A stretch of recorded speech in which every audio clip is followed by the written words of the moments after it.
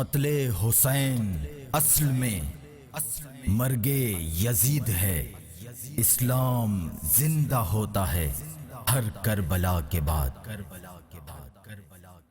اصحاب اہل بیت پر قربان ہماری جان، اصحاب اہل بیت پر قربان ہماری جان، اصحاب اہل بیت پر قربان ہماری جان۔ کیوں نہ ہو رتبہ بڑا اصحاب اہل بیت کا، کیوں نہ ہو رتبہ بڑا اصحاب اہل بیت کا، ہے خدائے مصطفیٰ اصحاب اہل بیت کا، اصحاب اہل بیت پر قربان ہماری جان، اصحاب اہل بیت پر قربان ہماری جان۔ فدا کروں گی یا صدیق، فدا کا نفسی یا عمر، فدا کا عینی یا عثمان، فدا کا قلبی یا حیدر، جانو فدائے اہل بیت، جانو فدائے اہل بیت، اصحاب اہل بیت پر قربان ہماری جان، اصحاب اہل بیت پر قربان ہماری جان۔ فضل رب سے دو جگہوں میں کامیابی پائے گا، فضل رب سے دو جگہوں میں کامیابی پائے گا، دل سے جوش جا ہوا اصحاب اہل بیت کا، اصحاب اہل بیت پر قربان ہماری جان، اصحاب اہل بیت پر قربان ہماری جان، اصحاب اہل بیت پر قربان ہماری جان۔ جینا مرنا ان کی الفت میں عطا ہو یا رب، اور رب جینا مرنا ان کی الفت میں گو یا رب، اور گو قرب جنت میں عطا اصحاب اہل بیت کا، اصحاب اہل بیت پر قربان ہماری جان، اصحاب اہل بیت پر قربان ہماری جان۔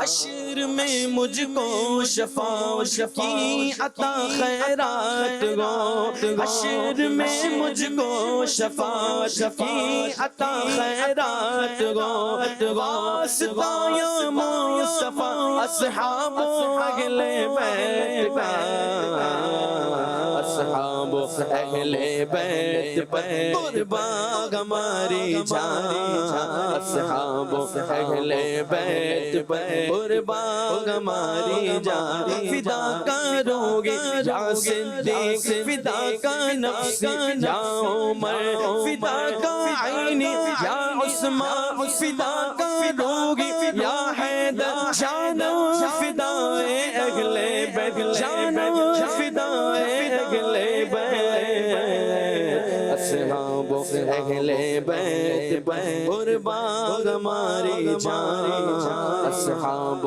اہل بیت پر قربان ہماری جان۔ یا الہی شکریہ عطار کو تو نے کیا، یا الہی شکریہ عطار کو تو نے کیا، شیر گومد گت سرا اصحاب اہل بیت کا، اصحاب اہل بیت پر قربان ہماری جان، اصحاب اہل بیت پر قربان ہماری جان۔ نور والے قبر میری حشر تک روشن رہے، نور والے قبر میری حشر تک روشن رہے واسطہ تم کو شگا اصحاب اہل بیت کا اصحاب اہل بیت پر قربان ہماری جان اصحاب اہل بیت پر قربان ہماری جان ہر برس میں حج کرو میٹھا مدینہ دیکھ لو ہر برس میں حج کرو میٹھا مدینہ دیکھ لو یا الہی واسطہ اصحاب اہل بیت کا اصحاب اہل بیت پر قربان ہماری جان اصحاب اہل بیت پر قربان ہماری جان اصحاب اہل بیت پر قربان ہماری جان سبحان اللہ سبحان اللہ، جانم فدائے اہل بیت۔ الحمدللہ عز و جل ایک بار پھر پروگرام واقعہ کربلا لے کر حاضر ہیں۔ کل کے پروگرام میں ہم نے پہلا حصہ واقعہ کربلا کا کور کیا تھا، کچھ واقعات بھی بیان کیے، کچھ فضائل بھی بیان ہوئے، ریزن آف کربلا بھی بیان ہوا کہ یہ واقعہ ہوا کیوں، اس کے پیچھے سبب کیا تھا۔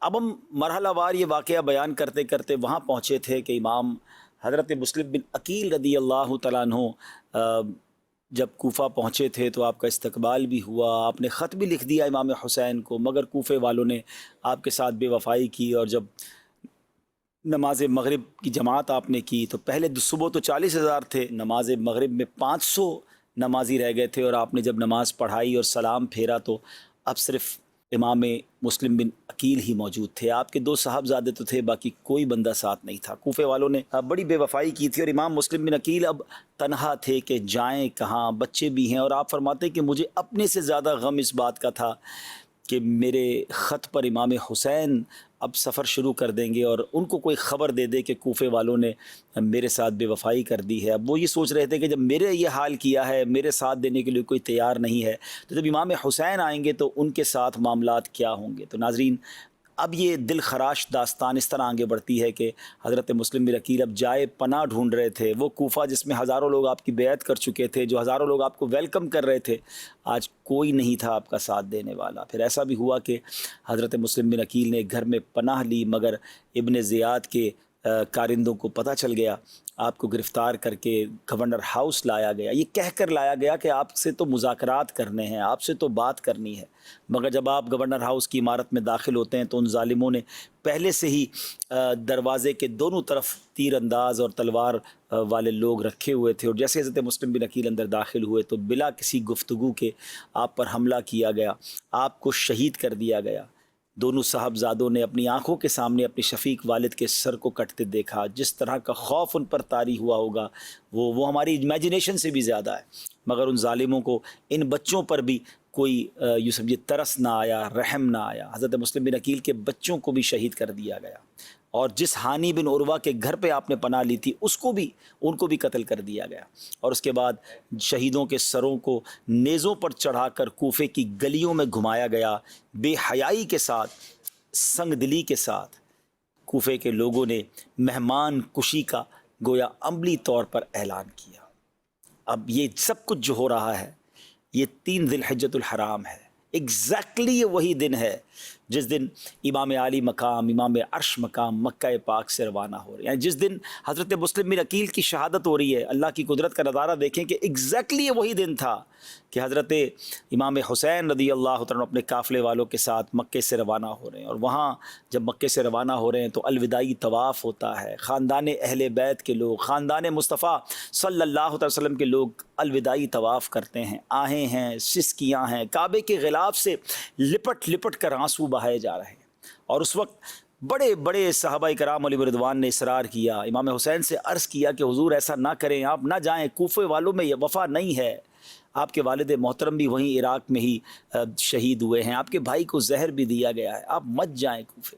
اب اس پہ بڑے بڑے نام ہیں، حضرت ابن عباس، حضرت ابن عمر، حضرت جابر، حضرت ابو سعید خدری اور دوسرے صحابہ کرام رضوان اللہ تعالیٰ مجمعین نے آپ کو بہت کوشش کی، بہت عرض کیا کہ حضور نہ کریں، آپ مت جائیں۔ مگر امام حسین کی بھی بات بڑی ویلڈ تھی کہ آپ نے کہا کہ پہلے تو کوفے کے لوگوں نے مجھے خط لکھے ہیں اور ایک دو نہیں سینکڑوں لیٹر آئے ہیں، تو اور وہ چاہتے ہیں کہ وہ میرے ہاتھ میں بیعت کریں، اور پھر میں نے اس بات کو کنفرمیشن کرنے کے لیے امام حضرت مسلم بن عقیل کو بھیجا، وہ وہاں گئے، وہاں ہزاروں لوگوں نے ان کے ہاتھ میں بیعت کر لی ہے، ان کا مکتوب مجھے مل چکا ہے کہ حضرت تشریف لائیے، ایوری تھنگ از کلیئر، سب بہتر ہے۔ تو پھر میرا نہ جانا کیا ہے؟ یعنی میں ان لوگوں کا ساتھ نہ دوں جو مجھے بلانا چاہتے ہیں، لیکن وہاں تو پانسا پلٹ چکا تھا نا ناظرین۔ حضرت مسلم بن عقیل نے جو مکتوب لکھا تھا وہ تو اچھے وقتوں میں لکھا تھا، مگر چند ہی دنوں میں کوفے والوں نے تو بے وفائی کر دی تھی۔ اور اب کیا ہوا؟ امام حسین 3 ذوالحجہ 60 ہجری کو اپنے اہل بیت، اپنے خدام، کل ملا کر یہ 82 لوگ تھے، 82 نفوس قدسیہ تھے، وہ راہ عراق کو روانہ ہو گئے ناظرین۔ اور اب جب امام حسین راستے میں تھے تو راستے ہی میں حضرت مسلم بن عقیل کی شہادت کی خبر بھی مل گئی۔ اب یہ کتنا بڑا یوں سمجھے دھچکا تھا کہ جس کو سفیر بنا کر بھیجا تھا، جس کے خط پر ہم جا رہے ہیں، انہی کو شہید کر دیا گیا۔ تھوڑی دیر کے لیے تو قافلہ رک گیا، مگر پھر سب کا مشورہ یہی ہوا کہ ہمیں سفر ترک نہیں کرنا چاہیے، ہمیں جانا چاہیے۔ دراصل تقدیر کا جو لکھا تھا وہ ہونا تھا، آپ کے مقدر میں جو فیصلہ تھا وہ پورا، رب کی وہ جو کہتے ہیں نا مشیت جو ہے وہ پوری ہونی تھی، تو امام حسین نے وہ سفر اختیار کیا۔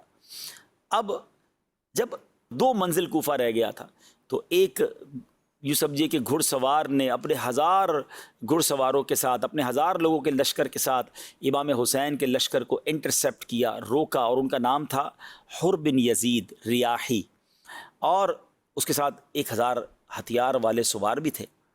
تو انہوں نے کہا کہ مجھے ابن زیاد نے بھیجا ہے اور آپ کے لیے کہا ہے کہ آپ کو اپنے ساتھ لے کر جانا ہے۔ تو امام حسین نے کہا کہ میں تو لڑائی کرنے آیا نہیں ہوں، مجھے کس بات کی وجہ سے آپ گرفتار کرنے آئے ہیں؟ میں تو تمہارے خطوط کی وجہ سے آیا ہوں، اور مجھے سینکڑوں خطوط لکھے گئے ہیں کوفہ کے لوگوں کی طرف سے۔ حر کہتا ہے مجھے تو معلوم ہی نہیں آپ کو خط لکھے گئے ہیں، ہمارا اس سے کوئی تعلق نہیں، ہمیں آرڈر ملا ہے، ہم آپ کے پاس آ گئے ہیں۔ امام حسین نے کہا ٹھیک ہے۔ امام حسین نے پہلے تو وہ خط دکھائے، کافی سارے خطوط دکھائے، اور پھر کہا کہ اگر پھر بھی تم مجھے نہیں جانے دینا چاہتے یا تم نہیں پسند کرتے ہو کہ میں کوفہ جاؤں تو مجھے راستہ دے دو، میں واپس چلا جاتا ہوں، میں لڑائی کرنے تو آیا نہیں۔ ناظرین یہ بات بڑی سمجھنے والی ہے کہ جس کو فائٹ کرنی ہو، جس کو لڑائی کرنی ہو، وہ بچے لے کے نہیں جاتا ساتھ، وہ فیملی کے لوگ لے کے ساتھ نہیں جاتا، وہ بغیر ہتھیار کے نہیں جایا جاتا۔ تو امام حسین تو آپ سوچیے ان کی ازمپشن کیا تھی، ان کی سوچ کیا تھی کہ وہاں تو ویلکم کیا جائے گا، وہاں تو لوگ بیعت کریں گے، حضرت مسلم بن عقیل کے ہاتھوں میں ہزاروں لوگوں نے بیعت کر لی ہے، تو آپ تو اس خیال سے جا رہے ہیں کہ وہاں جا کے اسلام کی دعوت، نیکی کی دعوت، لوگوں کی اصلاح کی باتیں کرنی ہیں، اور یہاں تو معاملہ ہی کوئی اور تھا۔ لیکن حر کے دل میں اہل بیت کی محبت بھی تھی، وہ بے ادبی نہیں کرنا چاہتا، وہ کہتا حضور میں مجبور ہوں، مجھے حکم ملا ہے، اس لیے مجھے اس پر عمل کرنا ہے۔ لیکن امام حسین رضی اللہ تعالیٰ یہ فرماتے رہے کہ مجھے واپس جانے دو۔ بہرحال نماز کا وقت ہوا تو امام حسین نے کہا میں نماز پڑھنی، اگر آپ اپنی نماز الگ پڑھنا چاہتے ہیں تو پڑھ لیں۔ تو کمال دیکھیں کہ حر کہتے ہیں کہ نہیں، نماز تو میں نے آپ ہی کے پیچھے پڑھنی ہے۔ امام حسین نے امامت کی، اپنے قافلے والوں کی بھی امامت کی، اور حر اور ان کے قافلے والوں نے بھی آپ کے پیچھے نماز پڑھی۔ مگر ابن زیاد کو کچھ کہتے نا بھنک پڑ گئی کہ حر وہ سختی نہیں کر پا رہے جو کرنی چاہیے، معاذ اللہ اس کا ارادہ تو کچھ اور تھا نا۔ تو اب حر ابن زیاد نے اپنے جاسوس بھیجے کہ جا کر دیکھو کہ حر کا امام حسین کے ساتھ معاملہ کیا ہے۔ اب پیغام یہ آیا کہ آپ یزید کے ہاتھ بیعت کر لیں یا پھر ہم آپ کو گرفتار کر لیں گے۔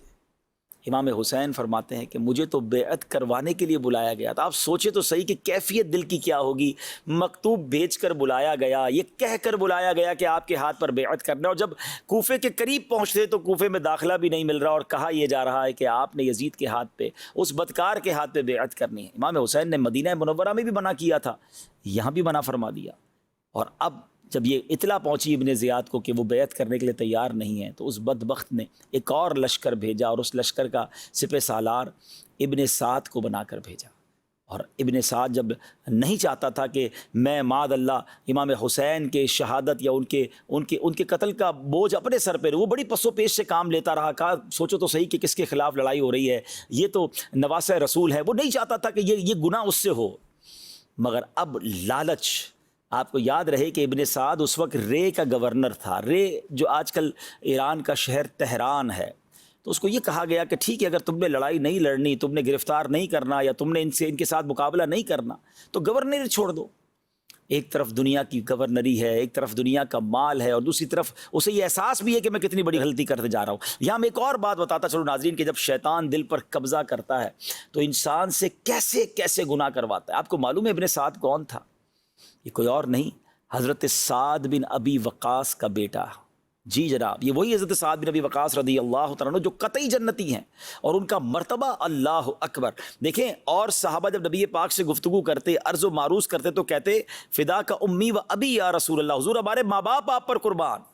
مگر غزوہ احد کا موقع ہے، حضرت سعد تیر چلا رہے ہیں، آپ کو تیر بہت زبردست چلانے آتے تھے، تو نبی پاک ان کے پیچھے سے انہیں تیر پکڑاتے جاتے تھے اور فرماتے تھے اے سعد تیر چلاؤ، تجھ پر میرے ماں باپ قربان۔ یعنی نبی پاک جس صحابی کے بارے میں یہ فرمایا اس کا مرتبہ کیا ہوگا۔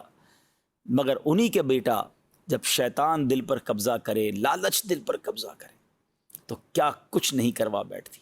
ایک بات پھر سمجھنی ہے کہ بیٹے کی خطا کی وجہ سے، بیٹے کے بدبخت ہونے کی وجہ سے کبھی بھی باپ کو برا بھلا نہیں کہا جائے گا۔ یہ بات ہمیشہ آپ یاد رکھیں، یہ اللہ تعالیٰ کی مشیت ہے۔ کبھی کسی ولی کے یہاں ڈاکو پیدا ہو جاتا ہے اور کسی ڈاکو کے یہاں ولی بھی پیدا ہو سکتا ہے، تو ہمیں کبھی یقیناً والد تو کوشش ہی کر سکتا ہے نا، مگر ہدایت اللہ کی طرف سے، جس کے نصیب میں بدبختی لکھی ہے بدبختی آ جاتی ہے۔ تو بہرحال ذرا غور کیجئے ناظرین، 22,000 کا لشکر جمع ہو گیا، اور یہ ایسا لشکر ہے، یہ عجیب و غریب، دنیا نے کبھی ایسا منظر نہیں دیکھا ہوگا کہ 82 لوگوں کے مقابلے کے لیے 22,000 کا لشکر بھیجا جائے۔ اصل میں یہ جانتے تھے کہ یہ شیر خدا کی اولاد ہے، یہ آل رسول ہیں، یہ اہل بیت ہیں، ان کی رگوں میں اسد اللہ شیر خدا مولا علی کا خون دوڑ رہا ہے، ان سے مقابلہ آسان نہیں ہے۔ 22,000 کا لشکر ہے، اور ان ظالموں نے ایک اور کام کیا ناظرین کہ وہاں فرات نہر قریب ہی تھی، ادھر پانی بند کر دیا، خاندان نبوت کے لوگوں کو پانی بھی نہیں پینے دیا گیا ہے۔ اور آپ یعنی ذرا سوچے کہ پانی قریب ہو اور پانی نہ پینے دیا جائے، یہ بات بہت زیادہ جلدی سمجھ سکتا ہے جو کبھی 1-2 دن فاقے سے رہا ہو۔ 3 دن کے بھوکے پیاسے ہیں، جس میں خواتین بھی ہیں، بچے بھی ہیں، تاکہ ان کے اندر نکاحت آ جائے، ان کی جو قوت ہے وہ تھوڑی ویک ہو جائے، ان سے لڑائی کرنا آسان ہو جائے۔ بہرحال ناظرین، یہ 3 دن بھی گزر گئے، اور اس کے بعد امام حسین رضی اللہ تعالیٰ عنہ نے جس مقام کے بارے میں معلوم کیا کہ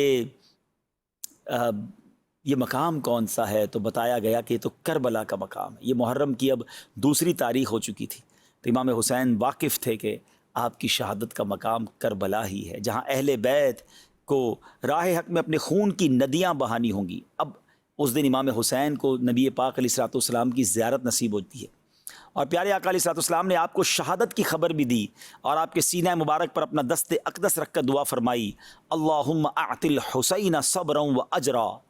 عجیب وقت ہے ناظرین، سلطان الدارین کے نور نظر کو صدہا تمناؤں سے مہمان بنا کر بلایا گیا، عرضیوں اور درخواستوں کی لائن لگا دی گئی، اور جب اہل کوفہ راتوں کو اپنے مکانوں میں امام کی آمد کی تشریف آوری کے خواب دیکھتے تھے، جماعتیں مدتوں تک صبح سے شام ان کے انتظار میں کھڑی رہیں، لیکن جب وہ کریم مہمان اپنے کرم سے ان کی زمین میں تشریف لاتے ہیں تو کوفیوں کا لشکر انہیں ان کا سامنا کرتا ہے، نہ شہر میں داخل ہونے دیتا ہے، نہ وطن واپس جانے دیتا ہے۔ اللہ اکبر۔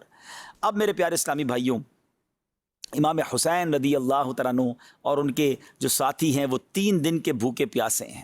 اب یہاں میں ایک اور بات ناظرین آپ کے سامنے رکھنا چاہتا ہوں۔ ابھی آپ نے سنا کہ ابن سعد صحابی رسول کا بیٹا ہے، مگر سامنے گورنری کا لالچ ہے۔ یہ یزیدیوں نے، یہ ابن زیاد کے لشکر والوں نے اتنا بڑا ظلم کر کیسے لیا؟ آپ کو معلوم ہے امام حسین نے جب یہ مقابلہ ہوا نا، تو اس وقت امام حسین نے باقاعدہ خطبہ دیا۔ جی ہاں، جب 10 محرم کا دن آ گیا تو امام حسین نے جب دیکھا کہ اب یہ مان نہیں رہے، تو امام حسین نے اپنے اس خیموں کے گرد جہاں خواتین تھی خندق کھدوائی اور آگ جلوا دی، تاکہ خیمے کے لوگ جو ہے وہ سیکیور رہیں، عورتوں پر اور بچوں پر حملہ نہ ہو جائے۔ اب امام حسین نے جمعہ کی صبح فجر کی نماز ادا کی، آخری نماز گویا با جماعت ادا کی، بڑی رکت انگیز دعائیں ہوئیں، اور اس کے بعد امام صاحب خیمے سے باہر تشریف لائے۔ 3 دن کے بھوکے پیاسے ہیں، اور اب امام حسین نے اس گرم ریت پر ایک خطبہ فرمایا۔ ناظرین، یہ تاریخی خطبہ ہے، یعنی امام حسین رضی اللہ تعالیٰ عنہ نے اتمام حجت کے سارے کام کیے، یعنی پہلے تو کہا مجھے واپس جانے دو، جب وہ نہ مانے تو لڑائی سے پہلے پھر آپ کا ذرا خطبہ سنیے گا، یعنی آپ نے ان کے دل و دماغ کو جھنجھوڑنے کی کوشش کی۔ آپ فرماتے ہیں خون ناحق حرام اور غضب الہی کا موجب ہے، میں تمہیں آگاہ کرتا ہوں تم اس گناہ میں مبتلا نہ ہو، میں نے کسی کو قتل نہیں کیا ہے، کسی کا گھر نہیں جلایا ہے، کسی پر حملہ آور نہیں ہوا ہوں، اگر تم اپنے شہر میں مجھے آنے نہیں دینا چاہتے تو مجھے واپس جانے دو، میں تم سے کسی چیز کا طلبگار نہیں ہوں، میں تمہارے در پائے آزار نہیں ہوں، تم کیوں میری جان کے در پہ ہو، تم کس طرح میرے خون کے الزام سے بری ہو سکتے ہو، روز محشر تمہارے پاس میرے خون کا کیا جواب ہوگا، اپنا انجام سوچو، اپنی عاقبت پر نظر ڈالو، سوچو تو صحیح میں کون ہوں، میں بارگاہ رسالت میں نبی پاک علیہ الصلوۃ والسلام کا منظور نظر ہوں، سوچو میں وہی ہوں کہ جن کی محبت کو نبی پاک علیہ الصلوۃ والسلام نے اپنی محبت قرار دیا، میرے فضائل تمہیں خوب معلوم ہیں، میرے حق میں بہت ساری حدیثیں وارد ہوئی ہیں، آپ انہیں ڈرا رہے ہیں، انہیں سمجھا رہے ہیں، آپ اتمام حجت کر رہے ہیں۔ آپ کو پتہ ہے ان ظالموں کی طرف سے جواب کیا آیا؟ کہتے ہیں ہمیں آپ کے فضائل معلوم ہیں، معاملہ یہ زیر بحث نہیں، آپ جنگ کے لیے کسی کو میدان میں بھیجیں اور بحث کو ختم کریں۔ اللہ اکبر، کتنے سخت دل تھے، کتنی سخاوت قلبی تھی ان کے اندر۔ امام حسین نے کہا کہ میں تو حجتیں ختم کرنا چاہتا ہوں تاکہ اس جنگ کو دفع کرنے میں میری کوئی تدبیر باقی نہ رہ جائے، اور جب تم مجبور کرتے ہو تو مجبوری اور ناچاری میں مجھے تلوار اٹھانی پڑے۔ ابھی گفتگو ہو رہی تھی تو اب دیکھیں ان بدبختوں کی بدبختی، اور جس کو کہتے ہیں نا کیسا کالا دل تھا، بات ہی اثر نہیں کر رہی تھی۔ تو ایک سوار تھا جس کا نام مالک بن عروہ تھا، اس نے دیکھا کہ حضرت امام حسین کے خیموں کے گرد آگ جلی ہوئی ہے، تو اس بدبخت نے کیا کہا کہ اے امام تم نے وہاں کی آگ سے پہلے یہیں آگ لگا لی ہے۔ استغفر اللہ۔ امام حسین نے بڑے جلال میں کہا اے دشمن خدا تو کاذب ہے، تجھے گمان ہے کہ میں دوزخ میں جاؤں گا؟ یعنی وہ معاذ اللہ امام حسین کو یہ تانا دے رہا ہے کہ وہاں کی آگ سے پہلے آپ نے یہاں آگ جلا لی۔ حضرت امام کو اس قدر تکلیف ہوئی، آپ کے ایک ساتھی نے کہا کہ میں اس کا سر قلم کر دوں، آپ نے فرمایا نہیں، میں نہیں چاہتا کہ آج کی لڑائی ہماری طرف سے شروع ہو، کوئی یہ نہ کہے کہ ہم نے تلوار پہلے اٹھائی۔ بہرحال امام حسین نے دعا کی اللہ کی بارگاہ میں کہ اے اللہ عذاب نار سے پہلے اس گستاخ کو دنیا میں آگ کے عذاب میں گرفتار کر۔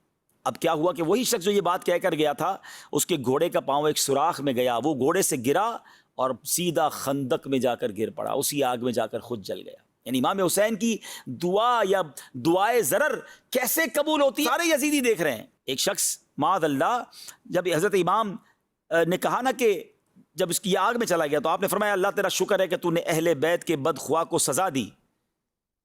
تو ایک بدبخت کہتا ہے کہ آپ کو نبی پاک سے کیا نسبت ہے؟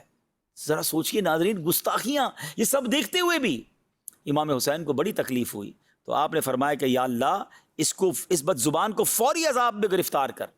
اس کو فوراً حاجت پیش آئی، گھوڑے سے اتر کے بھاگا، جہاں حاجت کرنے گیا وہاں ایک بچھو نے اسے ڈنک مارا، زہر پھیلا، اسی گندگی میں لت پت ہو کر مر گیا۔ یہ ساری چیزیں آنن فانن اسی وقت ہو رہی ہیں ناظرین۔ اللہ اکبر۔ ایک شخص نے ایک اور بدبخت آ کر کہتا ہے کہ اے امام دیکھو دریائے فرات کیسی موجیں مار رہا ہے، تمہیں پھر بھی پانی نہیں ملے گا۔ اللہ اکبر، اور تم پیاسے ہلاک ہو جاؤ گے۔ امام حسین نے دعا کی اللہم امتہ عطشانا، یا رب اس کو پیاسا مار۔ ابھی امام کا دعا کرنا تھا کہ اس شخص کا گھوڑا بھاگا، یہ شخص اس گھوڑے کو پکڑنے بھاگا، اس کو پیاس غالب ہوئی، اس شدت سے پیاس لگی کہ العطش العطش، ہائے پیاس پکارتا رہا، جب پانی سے منہ لگاتا مگر ایک قطرہ نہ اتار پاتا، اور اسی پیاس میں آنن فانن مارا گیا۔ ناظرین یہ ساری کرامتوں کا جو ظہور ہو رہا تھا، یہ بھی ایک اتمام حجت تھی، یہ بھی ان یزیدیوں کو بتایا جا رہا تھا کہ مت کرو، تم اس سے لڑائی کرنے جا رہے ہو، تو اس پر حملہ کرنے جا رہے ہو، جو ہاتھ اٹھاتے ہیں تو بات پوری ہو جاتی ہے، جو نواسہ رسول ہیں، مگر ناظرین پھر بھی وہ نہ مانے۔ اب میں آتا ہوں اس سوال کی طرف، ریزن کیا تھا؟ یہ تو کلمہ پڑھنے والے تھے، یہ تو اللہ کو بھی مانتے تھے، اللہ کے رسول کو بھی مانتے تھے، ان کو یہ حدیثیں بھی معلوم تھی، مگر ریزن کیا تھا؟ پھر کیسے اتنا بڑا گناہ ہو گیا؟ یہ بات آج ہم سب نے سیکھنی ہے ناظرین۔ بات یہ ہے کہ جب شیطان دل پر حاوی ہو جاتا ہے نا، جب لالچ انسان پر قابو پا جاتی ہے، تو پھر انسان ایسے گناہ کرتا ہے کہ دنیا حیران ہو جاتی ہے۔ آج بھی ہم حیران ہیں کہ یزیدیوں کو سمجھ نہ آئی کر کیا رہے ہیں، اللہ کو جواب کیا دیں گے، اللہ کے حبیب کو کیا جواب دیں گے، ساری دنیا لعنت کرے گی ان پر، لیکن نہیں آئی نا سمجھ۔ اچھا یہ ایسا نہیں ہے کہ صرف اس زمانے میں ایسے گناہ ہوئے، کیا آج کے زمانے میں آپ گناہ نہیں سنتے، جرائم نہیں آتے سامنے؟ 5 سال کے بچے کے ساتھ، 2-3 سال کی بچی کے ساتھ، ہیں فلاں واقعہ تو فلاں واقعہ، کسی نے کسی کے ہاتھ کاٹ دیے، ڈرل کر دیا، لوگ اپنی ماں کا قتل کر دیتے ہیں، اپنے والد کو مار دیتے ہیں. مطلب کبھی کبھی یہ واقعات سن کر جھرجھری آ جاتی ہے کہ کیا کوئی انسان بھی یہ کر سکتا ہے؟ لیکن ہو رہا ہے نا. اس کا مطلب کیا ہے کہ ایک لمٹ ہے ہماری. جب اس لمٹ کو بندہ کراس کرتا ہے نا اور شیطانی کاموں میں اتنا انوالو ہو جاتا ہے، لالچ اتنا غلبہ پا جاتی ہے کہ پھر انسان کی آنکھوں پر پردہ آ جاتا ہے. پھر وہ گناہ کرتا ہے، وہ جرم کرتا ہے جو رہتی دنیا حیران ہو جاتی ہے کہ کوئی کیا انسان بھی اتنا سخت دل ہو سکتا ہے. آئیے میں آپ کو ایک حدیث سناتا ہوں، بات ذرا اور کلیئر ہو جائے گی. پیارے آقا مدینے والے مصطفیٰ صلی اللہ تعالی وسلم فرماتے ہیں، اور یہ ترمذی کی حدیث ہے، 2 بھوکے بھیڑیے بکریوں میں چھوڑ دیے جائیں، وہ اتنا نقصان نہیں پہنچاتے جتنا کہ مال و مرتبے کا لالچ انسان کے دین کو نقصان پہنچاتا ہے. اب سوچیں 2 بھوکے بھیڑیے ہوں، بکریوں میں چھوڑ دیں، چیر پھاڑ کر رکھ دیں گے نا. وہ اتنی چیر پھاڑ نہیں کرتے جتنا ہمارا دین برباد ہو سکتا ہے اگر دل میں لالچ ہے، مال کی، دنیا کی، مرتبے کی. آج کس کو نہیں ہے لالچ؟ یہ مال ہی کی لالچ میں تو ملاوٹ ہو رہی ہے نا. دوائیوں میں ملاوٹ. بندے کو یہ احساس نہیں کہ بندہ مر جائے گا دوائی کھا کر، کہتا مر جائے مجھے پیسے چاہیے. مگر یہ پیسے کدھر جائیں گے، کدھر لے جاؤ گے؟ جو ملاوٹ کر کے، ظلم کر کے، ڈکیتیاں ڈال کر، چوری کر کے بیچارہ بندہ تنخواہ لے کے نکلتا ہے، لوگ اس کی تنخواہ چھین کے چلے جاتے. پتہ نہیں کہ وہ پورا مہینہ کتنی بددعائیں دے گا، اس کا حال کیسے گزرے گا. یہ پیسے کیا کرو گے، کیسے کھاؤ گے ان پیسوں کو؟ یہ ظلم کرنے والا نہیں سوچتا جو زمینوں پر قبضہ کر لیتے ہیں، کسی کا مال دبا لیتے ہیں، کسی کا جناب کسی کی چیز ہتھیا لیتے ہیں اور کہتے ہیں میرا کوئی کچھ نہیں بگاڑ سکتا. تمہاری بھول ہے. ہاں یہ یزید بھی یہی کہتا تھا نا. کتنے سال اقتدار ملا اسے؟ 3 سال کچھ مہینے، پھر برباد، ایسی گندی موت مارا گیا. ساری دنیا اسے قیامت تک لعنت کر رہی ہے. تو یہ کیا ہے؟ یہ لالچ اور یہ حرام کی چیزیں کام نہیں آتی. خدا را ڈریے اس چیز سے اور اپنے آپ پر سیٹسفائی نہ رہیں کہ میں بڑا نیک، میں بڑا پارسا. ارے بھائی یہ بری صحبتیں، یہ گناہوں کی عادتیں، یہ چھوٹے چھوٹے ہی گناہ بندے کو بڑے گناہ کی طرف لے جاتے ہیں. یہ دل کالا ہوتا جاتا ہے. ایک اور آپ روایت سنیے کہ حضرت سیدنا حسن بصری سے روایت ہے کہ حب الدنیا رأس کل خطیئۃ، یعنی دنیا کی محبت ہر برائی کی جڑ ہے. یہ شراب ہے نا، شراب، یہ الخبائث سے کہا گیا. یہ ایک شراب بندہ پیے، پھر اس کو نہ ماں کا پتہ نہ بہن کا پتہ. بڑے بڑے گناہ لوگ شراب پی کے کر جاتے ہیں. اب تو پتہ نہیں طرح طرح کے نشے آ گئے. نوجوان لڑکے یونیورسٹیوں میں لڑکے لڑکیاں جو ہے وہ شراب پی رہی ہیں اور وہ پی رہے ہیں اور پتہ نہیں نشے کر رہے ہیں اور کوئی روکنے والا نہیں ہے. اور وہ سمجھتے ہیں کہ کچھ نہیں ہوتا، تھوڑا سا یہ دوائی. اب تو نئی باتیں شروع ہو گئی جناب. یہ تو ایک طرح سے جڑی بوٹی ہے، یہ تو جناب تھوڑی سی میڈیسن ہے. کس نے کہہ دیا یہ نشہ ہے؟ ارے جناب اسی سے تو لوگ آگے بڑھتے بڑھتے پھر ہمیں گندی نالیوں پہ گرے ہوئے نظر آتے ہیں، اپنا جسم بیچتے ہوئے نظر آتے ہیں، اپنے بڑے بڑے گناہ کرتے نظر آتے ہیں. اب تو کیا کچھ انٹرنیٹ پر ڈارک ویب سائٹ اور پتہ نہیں کیا کیا ہم سن رہے ہیں. یہ سب کیا ہو رہا ہے؟ یہ سب شیطان نے ان کے دل مٹھی میں لیے ہوئے ہیں. ان سے وہ جرائم کروا رہے ہیں جو ہمارے تصور بھی نہیں ہم کر سکتے. ہم زبان سے اس کو بیان بھی نہیں کر سکتے. ہم کہتے ہیں یزیدیوں نے کیا، یقیناً بہت غلط کیا، برباد ہو گئے وہ لوگ، ہو بھی چکے اور آئندہ بھی ہوں گے. مگر آج کون سا کام ٹھیک ہو رہا ہے؟ آج بھی تو یزیدی طریقے پر لائف گزر رہی ہے، آج بھی تو شیطان کی باتیں مانی جا رہی ہیں. خدا را اپنے آپ کو بچائیے، اچھی صحبتیں اپنائیے، صحابہ اور اہل بیت کی محبت کی باتیں کیجیے. آج ہمیں اپنے صحابہ، اپنے اہل بیت بزرگوں سے، اللہ والوں سے دور کرنے کی سازش کی جا رہی ہے. طرح طرح کے لوگ آ گئے جناب دین کی انٹرپریٹیشن کرنے، اور وہ چاہتے ہیں کہ کسی طرح ہماری اساس ہی ختم ہو جائے، ہمارا لنک ختم ہو جائے. پہلے صحابہ وہ اصل میں اللہ رسول کے خلاف بات کر نہیں پاتے، تو وہ کہتے ہیں صحابہ کے خلاف بات کرو، اولیاء کے خلاف بات کرو، اہل بیت کے خلاف بات کرو، تاکہ یہ لوگ ان سے محبت نہ کریں اور آخر کار پھر اللہ رسول کو بھی چھوڑ دیں گے. یہ ہم سے ہمارا دین چھڑوانے آئے ہیں، یہ کسی ایجنڈے پر آئے ہیں. سمجھیں بات کو، ان سازشوں کو سمجھیں. اور میرے اعلیٰ حضرت امام اہل سنت نے تو 100 سال پہلے سمجھا دیا تھا کہ سونا جنگل، رات اندھیری، چھائی بدلی کالی ہے، سونے والو جاگتے رہیے، چوروں کی رکھوالی ہے. یہ رکھوالی کرنے والے ہی چور ہیں. آنکھ سے کاجل صاف چرا لیں یا وہ چور بلا کے ہیں، تیری گٹھڑی تاکی ہے اور تو نے نیند نکالی. بہرحال اللہ کرے کہ ہم سمجھ جائیں اور ان بری صحبتوں سے بچیں، اور یزیدیوں نے یہ جو بڑا جرم کیا اس کی وجہ کو سمجھیں. یہ کلمہ پڑھنے والے مسلمان کہلانے والے تھے، مگر پیسے کے لالچ نے، اقتدار کے لالچ نے، ہوس دنیا کی لالچ نے ان سے وہ کروا دیا جو عقل بھی کام نہیں کرتی.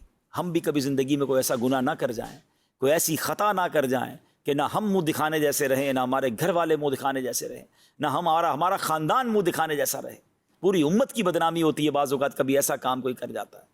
تو اپنے آپ کو بچائیں، توبہ کرتے رہیں. اے اللہ ہمیں نفس و شیطان کے واروں سے بچا، ساری زندگی حسینی طریقے پر زندگی گزارنے کی توفیق عطا فرما. امام حسین کا خطبہ بھی مکمل ہو گیا ناظرین، مگر وہ ظالم نہ مانے، اور اب انہوں نے کہا کہ کسی کو لڑائی کے لیے بھیجا جائے.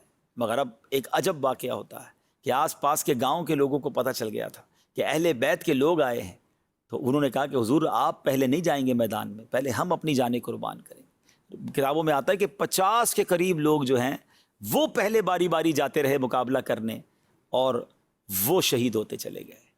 اور اس کے بعد ایسی بہت سارے واقعات ہیں، مگر ایک واقعہ میں چاہتا ہوں کہ مختصراً آپ کو سناؤں کہ اس پورے معاملے میں ایک عجیب اور یوں سمجھیے کہ حسینی دولہا بھی ہے کہ جس کا واقعہ بھی بڑا کمال کا ہے.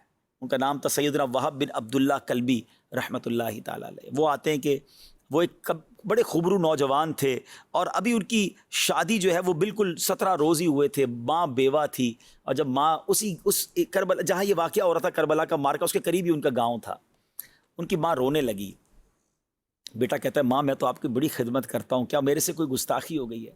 تو ماں کہتی نہیں بیٹا گستاخی تو نہیں ہوئی، مگر قریب ہی مجھے پتہ چلا ہے کہ نبی پاک علیہ الصلوۃ والسلام کے جگر کے ٹکڑے، نواسۂ رسول، بی بی فاطمہ کی آنکھوں کے تارے، امام حسین ان کے قافلے والوں کے ساتھ موجود ہیں، یزیدی لشکر سامنے ہے، اور ان کا امتحان جاری ہے. بیٹا میرا سب کچھ تو ہی ہے، میں نے ساری زندگی کی امیدیں تجھی سے وابستہ کی ہیں، مگر بیٹا آج وقت آیا ہے. میں چاہتی ہوں کہ میرا بیٹا جو ہے وہ امام حسین کے قدموں پر قربان ہو جائے. بیٹا جا کر ان کا ساتھ دے دے اور جنت کے یوں سمجھے خزانوں کو حاصل کر لے. مگر بیٹا مجھے یہ بھی لگتا ہے کہ تیری تو ابھی نئی نئی شادی ہوئی ہے. سبحان اللہ. بیٹا بھی کیسا کہتا ہے ماں یہ تم نے کیسے سوچ لیا کہ میں اپنی زندگی اور اپنی جوانی کا خیال کروں گا؟ اس سے بڑی میرے لیے کیا سعادت ہوگی کہ میری جان اہل بیت کے قدموں پر قربان ہو جائے. مگر ماں مجھے تھوڑا سا موقع دے دے، میری زوجہ نئی میری بیوی بنی ہے، اور میں چاہتا ہوں کہ اس سے کچھ باتیں کر لوں. تو ماں کہتی بیٹا تو اس کی طرف جائے گا، اس کی باتیں سنے گا، عورت تو ناقص العقل ہوتی ہے، وہ شاید تیرے ارادے کو چینج کر دے. تو ماں سے کیا کہتا ہے وہ بیٹا؟ کہتا ہے ماں جو اب دل میں اہل بیت کی محبت جاگی ہے نا، اب وہ پہاڑ تو ہل سکتا ہے، میری نیت یا میری جو قوت ارادہ ہے اب وہ نہیں ہل سکتا، کوئی نہیں ہلا سکتا. اپنی بیوی کے پاس جاتا ہے اور جا کر کہتا ہے کہ اے میری زوجہ نئی شادی ضرور ہوئی، ہم نے بڑے عہد و پیما کیے ہیں کہ زندگی ساتھ گزاریں گے، زندگی کے خوشگوار دن دیکھیں گے، مگر وقت آ گیا ہے قربانی کا. ہمارے گاؤں کے قریب ہی کربلا کے میدان میں امام حسین اپنے لشکر کے ساتھ، اپنے قافلے کے ساتھ موجود ہیں، اور سامنے یزیدیوں نے ظلم کی آندھیاں بہائی ہوئی ہیں. یہ کیسے ہو سکتا ہے کہ ہم تو زندگی کے مزے اڑائیں اور ہمارے قریب امام حسین اپنے گھر والوں کے ساتھ شہید ہو جائیں؟ تو میں نے ارادہ کیا ہے کہ اس سے پہلے کہ امام حسین اور ان کے قافلے والوں کے لیے کوئی تلوار اٹھے، میں جاؤں اور اپنی جان ان کے قدموں پہ پہلے میں قربان کروں. تو تم بس اپنی زندگی گزار لینا اور مجھے اجازت دے دو. بیوی بھی بڑی فرما بردار ہے، کہتی ابھی تو شادی ہوئی ہے اور ابھی سے آپ نے حوروں کے پاس جانے کا ارادہ کر لیا ہے. میں نے تو سنا ہے کہ شہید ہوتے ہی وہ فوراً جنت میں پہنچ جاتے ہیں. تو ایک وعدہ کیجئے کہ آپ جب وہاں پہنچ جائیں تو میرے لیے بھی ایسی کوئی صورت بنائیے گا کہ میں بھی آپ کے قدموں میں جنت میں حاضر ہو جاؤں. یہ نوجوان اپنی والدہ کو لے کر، اپنی بیوی کو لے کر امام حسین کے قدموں میں آتے ہیں، اور امام حسین سے کہتے ہیں حضور یہ میری ماں ہے، بیوہ ہے، میں اس کا ایک ہی بیٹا ہوں، اور یہ میری 17 دن کی پرانی بیوی ہے، اور ہمارا بڑا پیار ہے آپس میں، مگر آج میں نے نیت کر لی ہے کہ میں آپ کے قدموں میں قربان ہو جاؤں. میں آپ کی طرف سے پہلے میں لڑائی میں حصہ لوں، مگر حضور ایک وعدہ چاہتا ہوں کہ اگر مجھے جنت مل جائے تو میں جنت میں بھی اپنی اس بیوی کو اپنے ساتھ رکھنا چاہتا ہوں، وہاں بھی آپ کے خاندان کی کنیزوں میں اس کو شامل فرما لیجئے. امام حسین نے بڑی دعاؤں سے نوازا. ماں بھی بیٹھی ہے، بیوی بھی بیٹھی ہے، اور اس کے سامنے وہ نوجوان امام حسین کے قدم چوم کر تلوار ہاتھ میں لیے یزیدیوں کی طرف چل پڑتا ہے. کیسا منظر ہوگا ناظرین! اور اس نوجوان نے جو کمال شجاعت دکھائی، نہ جانے کتنے یزیدیوں کو واصل جہنم کیا، اور آخرکار لڑتے وہ نوجوان شہید ہوا. ان یزیدیوں نے اس کا جو سر ہے وہ اچھال دیا امام حسین کے لشکر کی طرف. بیوی نے اپنی گود میں لیا، اپنے شوہر کے ماتھے کو چوما، اور تھوڑی دیر بعد دیکھا گیا تو اس زوجہ کی بھی روح جو ہے اپنے شوہر پر قربان ہو چکی تھی. ناظرین یہ ہیں قربانیاں جو اس حسینی لشکر کے ساتھ وہاں کے رہنے والوں نے دی، اہل بیت کے غلاموں نے دی. کہ کیسے ہو سکتا ہے کہ خاندان نبوت پر کوئی زخم آئے، پہلے ہماری جانیں حاضر ہیں، ہمارے سینے حاضر ہیں. یہ ہیں قربانی کی داستانیں جو کربلا کے میدان میں رقم کی گئی. کس شقی کی ہے حکومت، ہائے کیا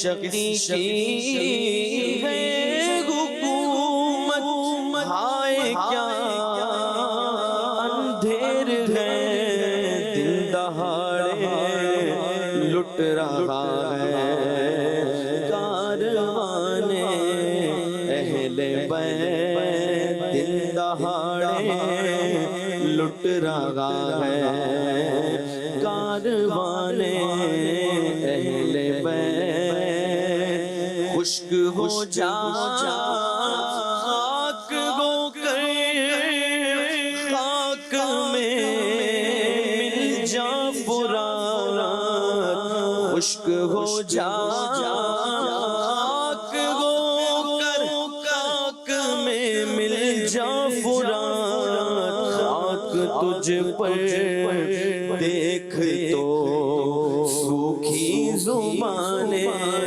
اہل بیت۔ اب یہ جب سارا معاملہ ہو رہا تھا اور اہل بیت کے نوجوان جنگ میں سامنے آتے، اس سے پہلے غلامان اہل بیت قربانیاں دے رہے تھے، اب وہاں ایک عجب معاملہ ہوا۔ وہ شخص جس نے سب سے پہلے امام حسین کے قافلے کو انٹرسیپٹ کیا تھا، کوفہ نہیں جانے دیا تھا، 1000 گھڑ سواروں کے ساتھ جا کر اس نے یوں سمجھیے کہ روکا تھا، وہ کون تھا؟ حر بن یزید۔ اچھا حر نے کیا کیا کہ حر نے جب یہ سارا منظر دیکھا نا تو حر کی کیفیت بدلنے لگی، اور حر بڑا بے چین تھا، مضطرب تھا، وہ جانتا تھا یہ نواسہ رسول ہے، وہ بیان بھی سن چکے تھے، وہ تقریر بھی سنی تھی انہوں نے۔ تو حر جو ہے وہ بڑی بے چینی کے ساتھ ابن سعد کے پاس جاتا ہے، کہتا ہے اے ابن سعد، تم سوچو نواسہ رسول سے جنگ کرو گے تو نبی پاک کو کیا جواب دو گے؟ جواب تو کوئی تھا نہیں۔ وہ وہاں سے ہٹ کر پھر میدان میں چلے جاتے، بدن کانپ رہا تھا، پریشان تھے۔ تو حضرت حر کے بھائی تھے مصعب بن یزید، انہوں نے کہا کہ تم تو بڑے سپہ سالار، بڑے بہادر، بڑے جرنیل، بڑی بڑی جنگیں لڑی ہیں، سامنے چھوٹا سا لشکر ہے، تمہارا حال کیا ہو گیا ہے؟ اتنے گھبرا کیوں گئے ہو؟ اتنے ڈر کیوں رہے ہو؟ تو حر کہتا ہے برادر، یہ مصطفیٰ علیہ السلام کے فرزند سے جنگ ہے، اپنی عاقبت سے لڑائی ہے، میں جنت اور دوزخ کے درمیان کھڑا ہوں، دنیا پوری قوت کے ساتھ مجھے جہنم کی طرف کھینچ رہی ہے، مگر میرا دل اس کی ہیبت سے کانپ رہا ہے۔ ابھی یہ بھائی سے بات ہی کر رہے تھے کہ ادھر سے امام حسین نے آواز لگائی، ہے کوئی جو آج آل رسول پر اپنی جان قربان کرے اور نبی پاک علیہ السلام کے حضور میں سرخروئی پائے؟ بس یہ اعلان ہونا تھا، اور حر کو گویا ایک راستہ مل گیا کہ تکلیف تو میں نے بڑی پہنچائی ہے، روکا تو میں نے ہی تھا، پانی تو میں نے نہیں پینے دیا تھا، مگر شاید کریم ہے معاف فرما دیں۔ گھوڑا دوڑایا، ذرا امیجن کریں، ایک طرف 22,000 کا لشکر، ایک طرف 82 لوگ ہیں، اور حضرت حر بن یزید دوڑتے ہوئے جو ہے نا اپنا گھوڑا دوڑاتے ہوئے امام حسین کے پاس پہنچ جاتے ہیں۔ ایوری بڈی شاکڈ، آپ کے یزید کے لشکر کے سارے لوگ حیران ہیں کہ حر کیا کر رہا ہے، اور آپ وہاں جا کر امام حسین سے کہتے ہیں کہ کیا مجھے معافی مل سکتی ہے؟ میں نے آپ کو روکا، میں نے آپ کو تکلیف دی، مگر مجھے سمجھ آ گئی ہے کہ میں غلط تھا، میں آج اپنی جان آپ کے قدموں پہ قربان کرنا چاہتا ہوں، مجھے معاف فرما دیجیے۔ امام حسین تو کریم تھے، آپ نے کہا کریموں کے در سے معافی ہی ملا کرتی ہے۔ اب حر نے کہا کہ حضور اب میں پہلے جاؤں گا اور اپنی جان آپ کے لیے قربان کروں گا۔ اور جب حضرت حر وہاں جاتے ہیں سامنے والوں کی طرف لڑنے کے لیے، تو سارے یزیدی اس کو تانے دیتے کہ تو نے کیا کیا، اتنا بڑا لشکر چھوڑ دیا، اتنا مال و متا چھوڑ دیا، اتنی بڑی تم نے جو ہے وہ دنیا کی رنگینیاں چھوڑ دیں۔ اللہ اکبر۔ تو حر پتہ ہے کیا جواب دیتے ہیں کہ اللہ اکبر، وہ کہتے ہیں کہ میں یہ خوب جانتا ہوں کہ میں نے کیا کیا ہے، میں نے گلستان رسول کے اس مہکتے پھول پر جان قربان کرنے کی جو ہے وہ نیت کر لی، اور میں جانتا ہوں کہ نبی پاک کی غلامی سے بڑھ کر کوئی دولت نہیں ہے۔ اب جناب حملہ ہوتا ہے، حر کئی لوگوں کو یوں سمجھے کاٹ کے رکھ دیتے ہیں، مگر آخر کار حضرت حر بھی شہید ہو جاتے ہیں۔ ذرا سوچئے کہ اب حضرت حر رضی اللہ تعالی عنہ کہلاتے ہیں، اب حضرت حر کا مزار موجود ہے۔ یزیدیوں کا نام لینے والا کون ہے؟ مگر وہ ایک فیصلہ، وہ ایک ڈیسیشن، وہ ایک رائٹ ٹائم ڈیسیشن تھا کہ یزید کے لشکر سے نکلے اور جنتی لشکر میں شامل ہو گئے۔ شاعر کہتے ہیں نا، یہ نعرہ حر کا تھا جس وقت فوج شام سے نکلا، کہ دیکھو یوں نکلتے ہیں جہنم سے خدا وار۔ ناظرین، یہاں میں ایک بات کرنا چاہوں گا۔ حضرت حر نے ہاتھ پیر کانپ رہے تھے، گھبراہٹ تھی، جنت بھی ہے سامنے، دوزخ بھی ہے، دوزخ کے ساتھ پیسہ بہت تھا، حرام کے ساتھ بڑا اقتدار بھی تھا، بہت مزے بھی تھے لائف کے، سامنے شہادت تھی، انہیں پتا تھا کہ میں بچوں گا نہیں، میں اگر سامنے چلا گیا امام حسین کی طرف گیا تو وہاں شہادت ہی ہے، مگر انہیں پتا تھا کہ یہاں جی گیا تو مر جاؤں گا، وہاں مر گیا تو جی جاؤں گا۔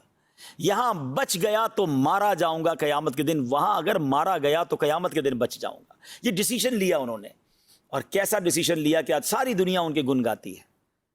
ہم میں سے کئی لوگ ایسے ہوں گے، ذرا غور سے سنیے گا، جو اس وقت شاید ملتی جلتی کیفیت میں ہے۔ کوئی حرام کما رہا ہے، کوئی رشوت کا کام کر رہا ہے، کوئی سود کا کام کر رہا ہے، کوئی شراب پی رہا ہے، کوئی نشہ کا کام کر رہا ہے، کوئی ڈرگز بیچ رہا ہے، کوئی ڈکیتی کر رہا ہے، کوئی چوری کر رہا ہے، کوئی ظلم کر رہا ہے، کوئی جھوٹ بول رہا ہے، کوئی بدکاریاں کر رہا ہے، کوئی بری صحبتوں میں ہے، بے حیائی کے والے دوستوں میں ہے، گندی دوستیاں لگائی ہوئی ہیں۔ کبھی کبھی دل میں خیال آتا ہے، مسلمان تو ہے نا یار، چھوڑ دیتا ہوں، غلط ہے، اللہ کی طرف چلتا ہوں۔ پھر شیطان کہتا ہے نہیں نہیں، چھوڑ کے جائے گا تو پھر مزے ختم ہو جائیں گے، پیسے ختم ہو جائیں گے، زندگی کی رونق ختم ہو جائے گی۔ ڈیسیشن نہیں لے پا رہا، کشمکش میں ہے۔ حضرت حر کے اس فیصلے کو یاد کیجئے ناظرین، کیا شاندار فیصلہ کیا، چند قدم کیا چلے، وہ یزیدی سے حسینی بن گئے، وہ یزیدی سے رضی اللہ تعالی عنہ بن گئے، جن کا کوئی نام لینے والا نہیں تھا آج ساری دنیا ان کا نام لینے والے بن گئی۔ کیوں؟ کریکٹ فیصلہ کیا، رائٹ ٹائم پر فیصلہ کیا۔ ہم میں سے بہت سارے لوگ ہیں جو صرف سوچ ہی رہے ہیں، چھوڑ دوں گا یار، تھوڑے دنوں بعد چھوڑ دوں گا، شراب کا کام چھوڑ دوں گا، رشوت چھوڑ دوں گا، سود چھوڑ دوں گا، غلط کام چھوڑ دوں گا، چھوڑ نہیں رہے۔ اور کہیں ایسا نہ ہو یہی بری عادت لے کر قبر میں چلے جائیں، موقع ہی نہ ملے چھوڑنے کا۔ کیا آج میں اور آپ یہ فیصلہ نہیں کر سکتے؟ This is the right day for the right decision, بہترین موقع ہے اچھا فیصلہ کرنے کا۔ آؤ نا آج فیصلہ کر لیں کہ میں چل پڑتا ہوں اللہ کی رحمت کی طرف، میں چھوڑ دیتا ہوں حرام چیزیں، میں چھوڑ دیتا ہوں حرام کمائی، میں چھوڑتا ہوں حرام صحبتیں۔ تم ایک کام غلط چھوڑو تو صحیح، وہ رب کی رحمت تم پر برسنا شروع ہو جائے گی، حلال کے دروازے کھل جائیں گے، سکون کے دروازے کھل جائیں گے، برکت کے دروازے کھل جائیں گے۔ کب تک سوچتے رہو گے کہ کروں یا نہ کروں؟ ارے کر لو آج۔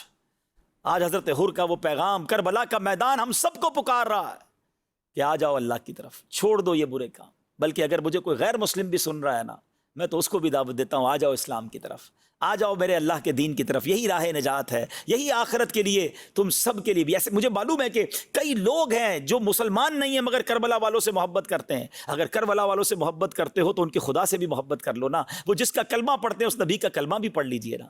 آ جائیے، تو آج موقع ہے چل پڑنے کا، چھوڑیے بری چیزیں اور نیکی کی طرف چل پڑیے۔ یہ کر لیا حضرت حر نے اور کامیاب ہو گئے۔ ناظرین، اب حضرت حر بھی شہید ہو گئے۔ اب ایک ایک کر کے خاندان نبوت کے، خاندان رسالت کے چشم و چراغ جانے لگے، ہاتھ میں تلوار لیتے اور پشتوں کے پشتے لگا دیتے۔ ابن سعد کا یہ کہنا ہے کہ اگر ہم کوئی فریب نہ لاتے، ہم پلاننگ غلط نہ کرتے، ایک ساتھ حملہ نہ کرتے، ان کو بھوکا پیاسا نہ رکھتے، تو شاید 22,000 کا لشکر بھی ان پہ قابو نہ پا سکتا تھا، کیونکہ یہ ذوالفقار چلانے والے مولا علی کی اولاد میں سے تھے، ان کی رگوں میں مولا علی کا خون چلتا تھا، وہ فاتح خیبر کی اولاد تھے۔ ایک ایک کر کے خاندان نبوت کے چشم و چراغ شہید ہوتے گئے۔ اور پھر علی اکبر نے اجازت چاہی۔ علی اکبر کون ہیں؟ امام حسین کے بڑے صاحبزادے، ہم شکل مصطفیٰ ہیں، جوان۔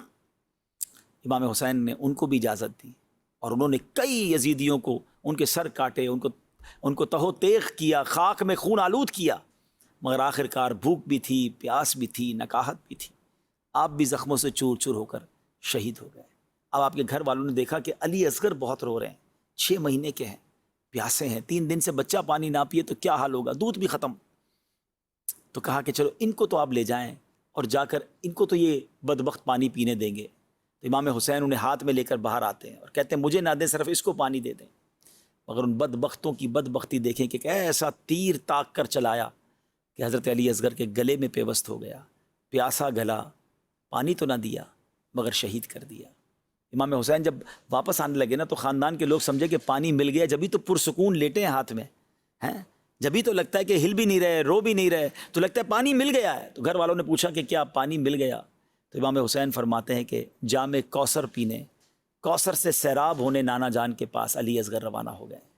ہائے ہائے ہائے، آپ سوچیں یہ کیسا ظلم ہے۔ اور اب اس کے بعد امام حسین کی باری تھی، 10 محرم ہی کا دن تھا۔ امام حسین اب اس قافلے میں آخری بچتے ہیں عابد بیمار کے بعد، کیونکہ حضرت عابد بیمار تو بیمار تھے، حضرت امام زین العابدین مولا حضرت امام حسین اب ذوالفقار تلوار لے کر جاتے ہیں اور بہت سارے یزیدیوں کو خاک و خوب میں نہلا دیتے ہیں، جس طرف رخ کرتے ہیں لشکر کا لشکر تہو تیغ ہو جاتا ہے۔ مگر آخر کار آپ بھی پیاسے تھے، کئی دنوں کے پیاسے تھے، زخموں سے چور چور ہو کر آپ بھی شہید ہو جاتے ہیں۔ ان ظالموں کو اس پر بھی بس نہیں ہوتی، آپ کا سر انور تن سے جدا کر کے وہ ظالم نیزے پر اٹھاتے ہیں، مگر ناظرین جب ان کا سر انور نیزے پر اٹھایا جاتا ہے تو اس وقت بھی آپ کا سر انور تلاوت قرآن کر رہا ہوتا ہے۔ اللہ اکبر۔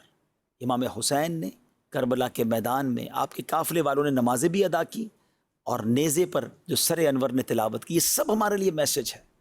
عبادت ہو تو ایسی ہو، تلاوت ہو تو ایسی ہو، سر شبیر تو نیزے پہ بھی قرآن سناتا ہے۔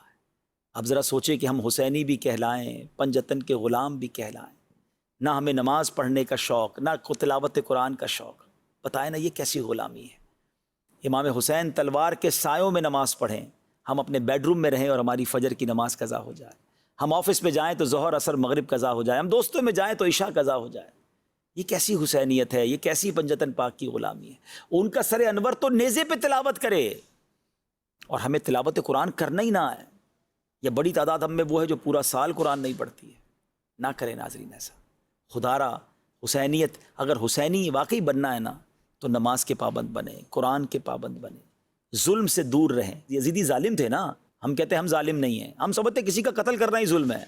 ارے کسی کو برا بھلا کہنا بھی تو ظلم ہے، کسی کا دل دکھانا بھی تو ظلم ہے، کسی کا مال دبا لینا بھی تو ظلم ہے، کسی پر روب جمانا بھی تو ظلم ہے۔ ظلم کی تو بہت ساری قسمیں ہیں نا۔ امام حسین مظلوم تھے، یزیدی ظالم تھے۔ ہم مظلوم بن جائیں مگر ظالم نہ بنیں۔ لوگ کہتے ہیں میں کیسے مظلوم بن جاؤں، مجھ پر ظلم ہوا ہے میں تو بدلہ لوں گا، میں تو اینٹ کا جواب پتھر سے دوں گا۔ پھر کیسے حسینی ہیں؟ ہمارا کام بدلہ لینا نہیں، ہمارا کام معاف کرنا ہے، ہمارا کام درگزر کرنا ہے، ہمیں ہماری وجہ سے کسی مسلمان کو تکلیف نہ پہنچے۔ تو بہرحال کربلا کا واقعہ آپ نے سنا، بہت کچھ پیغام دیتا ہے یہ کربلا کا میدان۔ نماز کا پیغام دیتا ہے، صبر کا پیغام دیتا ہے، تلاوت کا پیغام دیتا ہے، لالچ اور دنیا کے اقتدار اور مال کی لالچ سے بچنے کا پیغام دیتا ہے، اللہ کی رضا پر راضی رہنے کا پیغام دیتا ہے۔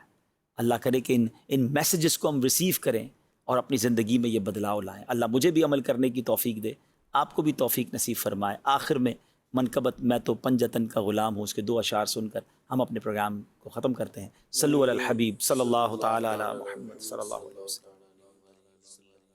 میں تو پنجتن کا غلام ہوں، میں تو پنجتن کا غلام ہوں، میں تو پنجتن کا غلام ہوں، میں غلام خیر الانام ہوں، میں تو پنجتن کا غلام ہوں، میں تو پنجتن کا غلام ہوں، میں تو پنجتن کا غلام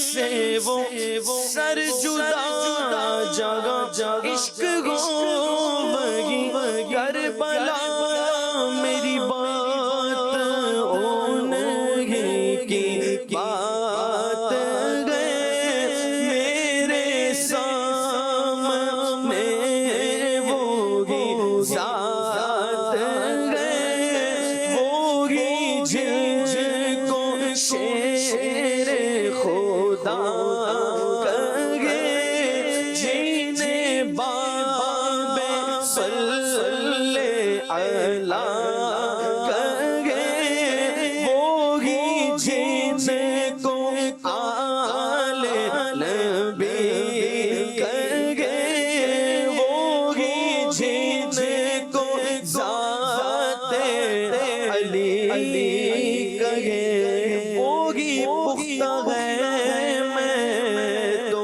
خام ہوں، میں تو پنجتن کا غلام ہوں، میں تو پنجتن کا غلام قتل حسین اصل میں مرگ یزید ہے، اسلام زندہ ہوتا ہے ہر کربلا کے بعد۔